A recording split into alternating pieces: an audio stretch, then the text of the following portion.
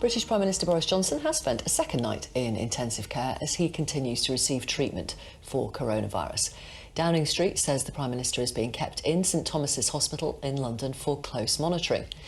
The Foreign Secretary, Dominic Raab, is deputising for the Prime Minister, and questions have been raised about the decisions he will have to face as the government continues to handle the pandemic. Let's talk now to Bronwen Maddox from the Institute for Government. Good morning to you. Hey. If Boris Johnson is absent for a reasonable length of time, what are the implications for Dominic Raab and the rest of the top team, the rest of the cabinet? It's a very good question, and I think we're just beginning to see the implications of this question, which really extend well beyond this current case, because there aren't rules in the British Constitution for this. It's really at the Prime Minister's discretion. He said, look, I've nominated Dominic Raab to deputise for me when necessary, so not handing over complete power. And we are governed, of course, by the cabinet. We have a cabinet system, and so the Prime Minister is within that what's called first among equals. But the whole cabinet is supposed then to accept responsibility for the decisions that are taken. Well, this really gets very difficult the more time that goes on and the bigger those decisions might be. And people have been musing on how big the decisions that confront Dominic Raab might be. And he's really got license at the moment to act within the envelope that the Prime Minister has laid out, so carrying out the strategy that has been laid down. But it does pose the question, what if bigger questions presented themselves? And what's the answer, Bronwen? Well, I think the Cabinet would have to come to a decision.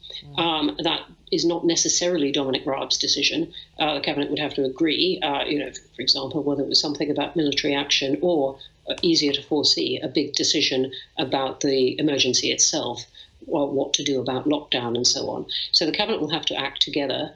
If there were divisions within the Cabinet, and we've seen in the context of Brexit how there can be, though I think in these circumstances they'll be pulling together, Dominic Raab has a kind of authority to say, look, I'm going to say that we go this way, not that way.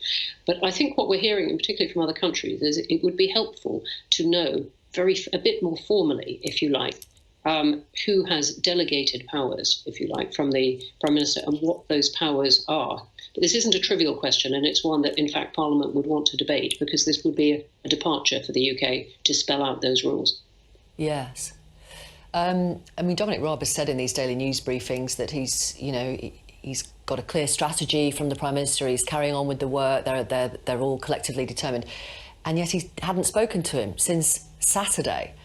And Mr Raab may have to make life-changing judgment calls over the next few weeks. I wonder if there is an argument, if Mr Johnson's absence is prolonged, for giving Dominic Raab the full authority of a Prime Minister. Well, it's very hard to do, because the Prime Minister is the Prime Minister and remains that until someone else is actually appointed Prime Minister.